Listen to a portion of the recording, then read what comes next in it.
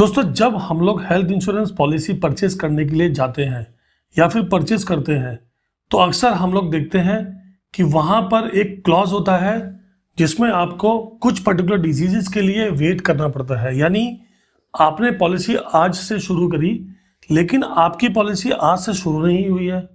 अब ये थोड़ा सा कंफ्यूजिंग हो जाता है क्योंकि आपने तो पैसा दे दिया आज ही किसी पॉलिसी के लिए, तो रिस्क कवर आपका हर चीज़ के लिए तुरंत स्टार्ट होना चाहिए, लेकिन ऐसा नहीं होता है। ऐसा क्यों नहीं होता है? क्योंकि कुछ पर्टिकुलर डिजीजेस के अंदर हेल्थ इंश्योरेंस कंपनी सारी की सारी कुछ ना कुछ वेटिंग पीरियड लगाती है। हर कंपनीज का अलग अलग रूल होता है, हर कंपनीज का अलग अलग नज़रिया होता है उन वेटिंग पीरियड्स के लिए। पर अगर कॉमन बात करते हैं आप तो मैक्सिमम कंपनीज 1 साल या फिर 2 साल का वेटिंग पीरियड लगाती है।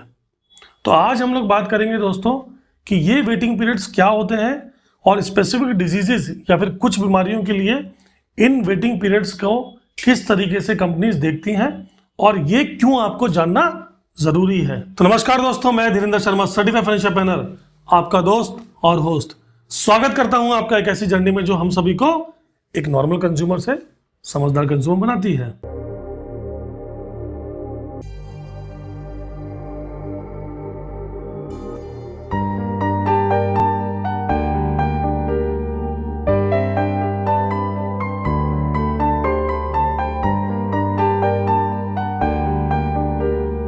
तो स्पेसिफिक डिजीजेस, वेटिंग पीरियड्स या फिर कुछ बीमारियों के लिए हमें वेट करना पड़ेगा अगर हम हेल्थ इंश्योरेंस पॉलिसी परचेस करते हैं।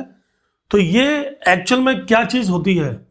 तो दोस्तों, पॉलिसी के अंदर क्या होता है, किसी भी हेल्थ इंश्योरेंस पॉलिसी के अंदर अगर मान लीजिए आप पॉलिसी परचेस करते हैं आज, तो आपको कुछ पर्टिकुलर टाइम पीरियड के लिए यानी 1 साल या 2 साल के लिए आपको वेट करना पड़ेगा स्पेसिफिक डिजीजेस के लिए जो कंपनी मेंशन करती है पॉलिसी देते समय, जिसमें ज़्यादातर आप कह सकते हो जो बीमारियां हम शरीर के अंदर पाल सकते हैं। तो इसका मतलब क्या होता है कि अगर मान लीजिए उस पर्टिकुलर टाइम पीरियड में जो वेट करने के लिए बोला गया है कंपनी की तरफ से, उस टाइम पर उन बीमारियों से रिलेटेड कोई क्लेम आता है तो हम लोगों को उस पर्टिकुलर टाइम पीरियड तक वेट करना पड़ेगा। यानी बीमारी का इलाज अगर हम उस टाइम पे कराते हैं तो क्लेम नहीं मिलेगा।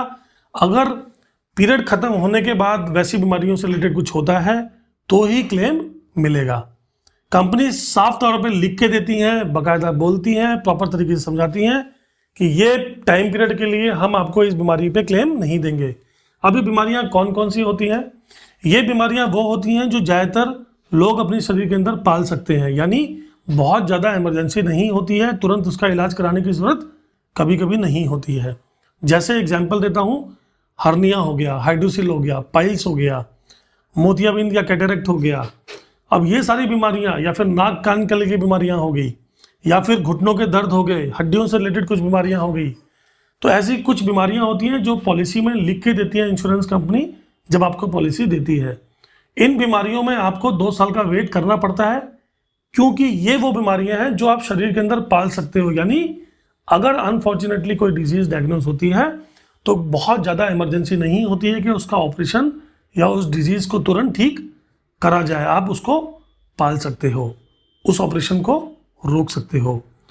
अगर किसी को मोतियाबिंद है या कैटरेक्ट है, जिसको सफ़ेद मोतिया बोलते हैं हम लोग, उसके लिए बहुत सारे केसेस आपने देखे होंगे अपने घरों में भी, अपने आसपास में भी, कि आज पता चला है और वो बीमारी धीरे धीरे करके पल रही है और आप उसको बोलते हो कि ऑपरेशन अपने हिसाब से हम करा लेंगे।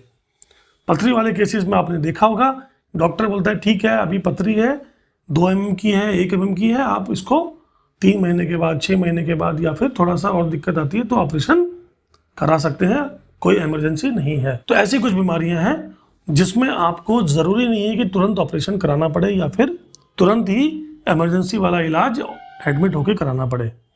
तो ये बीमारियों के लेकर इंश्योरेंस कंपनी वेट करने के लिए आपको कह सकती है या कहती है जब आपको इंश्योरेंस पॉलिसी देती है। अब ऐसा क्यों होता है? ऐसा इसलिए होता है दोस्तों क्योंकि बहुत सारे पैमाने हैं किसी भी इंश्योरेंस पॉलिसी को बनाने के बाद उसका प्रीमियम डिसाइड करने के लिए। तो उन पैमानों के अंदर ये बड़ा इंपॉर्टेंट होता है कि कहीं ना कहीं फ्रॉडलेंट ना हो पाए या फिर हम किसी तरीके से कॉस्टिंग को कम रखने के लिए कुछ चीज़ें कर सकें। तो इंश्योरेंस कंपनी ऐसा सोचती है। यानी अगर मान लीजिए कोई आदमी उस पर्टिकुलर डिजीज़ की वजह से पॉलिसी लेता है कि मुझे ये बीमारी हो चुकी है, अब मैं पॉलिसी खरीद लूँ तो उसको रोका जा सके। ऐसे कुछ ना कुछ मेंटालिटी को भी रोकने के लिए, कॉस्टिंग को थोड़ा कम रखने के लिए, प्रीमियम्स को थोड़ा कम रखने के लिए कुछ चीज़ें कंपनीज करने की कोशिश करती है, जिसके कारण पॉलिसी भी आप ले सकें और बहुत सारे लोगों को उसका फायदा हो सके। ये जो स्पेसिफिक डिजीजेस होते हैं ये आपको जानने इसलिए भी ज़रूरी होते हैं क्योंकि अगर आपको पता नहीं होगा और आपके माइंडसेट में ये होगा कि मैंने हेल्थ इंश्योरेंस पॉलिसी परचेस कर ली है, अब मुझे कोई टेंशन नहीं है, मुझे 100% क्लेम मिलेगा, तो दोस्तों इन बीमारियों में क्लेम आपको 2 साल तक या 1 साल तक या फिर पॉलिसी ने जो भी बोला है आपसे उस पॉलिसी के अनुसार जो भी वेटिंग पीरियड है उसके बाद ही मिलेगा। तो आपको ध्यान रखना है जब भी आप पॉलिसी परचेस करते हैं कि आपकी पॉलिसी में उन बीमारियों पे वेटिंग पीरियड्स कितना है और वो बीमारी कौन कौन सी है। तो दोस्तों बीइंग ए कंज्यूमर ये हम लोगों के लिए समझना बहुत ज़्यादा ज़रूरी है क्योंकि हम ये परचेस कर रहे हैं, कोई सामान खरीद रहे हैं, तो उसके सारे बेनिफिट्स हम लोगों को पता होने चाहिए। आपको पता है कि अक्सर मैं ऐसी चीज़ें लेके आता रहता हूँ और बहुत सारी चीज़ें मैंने बताई हैं हेल्थ इंश्योरेंस के बारे में, खासकर क्योंकि हेल्थ इंश्योरेंस एक ऐसी चीज़ है जो आपके लिए सबसे ज़्यादा ज़रूरी इन्वेस्टमेंट कहलाती है, सबसे ज़्यादा ज़रूरी इंश्योरेंस कहलाता है। अगर आपने हेल्थ इंश्योरेंस पॉलिसी में लेने के बाद कुछ चीज़ें नहीं समझी तो आपको शायद लगे कि आपने बहुत बड़ी गलती कर दी है। आप उसमें शायद इंश्योरेंस एजेंट की गलती ढूंढेंगे, शायद इंश्योरेंस कंपनी की गलती ढूंढेंगे, लेकिन वहाँ पर गलती क्या है कि हमने पॉलिसी लेते समय उसको नहीं समझा, उसको नहीं पढ़ा। तो ये चीज़ आप हमेशा सब पूछना किसी भी आदमी से, या फिर जब भी आप ऑनलाइन पॉलिसी परचेस करते हैं तो अपनी पॉलिसी में ये शब्द पक्का ढूंढना कि स्पेसिफिक डिजीज वेटिंग पीरियड्स क्या होते हैं और कौन कौन सी बीमारियां आपकी पॉलिसी में कितने दिनों के बाद कवरेज मिल रहा है। कभी कभी ऐसा होता है कि हम ऐसा सोच सकते हैं या फिर ऐसा सोचते हैं कि ये जितनी भी बीमारियां हैं ये पहले दिन से कवर क्यों नहीं होती हैं, वेटिंग पीरियड्स लगाने की ज़रूरत क्या है, तो मैं क्यों इसका वेट करूं।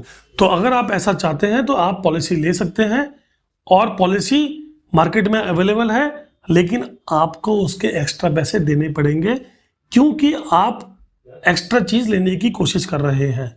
तो मार्केट में ये ऑप्शंस भी अवेलेबल है क्योंकि मार्केट में जो पॉलिसी इंश्योरेंस कंपनी बनाती है, जैसे ही उसमें से ये स्पेसिफिक वेटिंग पीरियड वाला क्लॉज होता है उसके पैसे कम देने पड़ते हैं, और अगर उस क्लॉज के बिना वाली पॉलिसी हम परचेज करते हैं तो उसका पैसा बहुत ज़्यादा आ जाता है क्योंकि क्लेम्स ज़्यादा आते हैं। तो इंश्योरेंस कंपनी थोड़ा सा लोडिंग चार्ज करती है या फिर एक्स्ट्रा पैसे लेती है या फिर एक अलग से पॉलिसी देती है जिसमें आपके वेटिंग पीरियड वाला क्लॉज हट जाता है, तो थोड़ा सा आपको एक्स्ट्रा पैसा देना पड़ेगा, आप ये फैसिलिटी भी ले सकते हैं। तो आज हम लोगों ने समझा कि स्पेसिफिक डिजीजेस वेटिंग पीरियड्स क्या होता है हेल्थ इंश्योरेंस पॉलिसी के अंदर।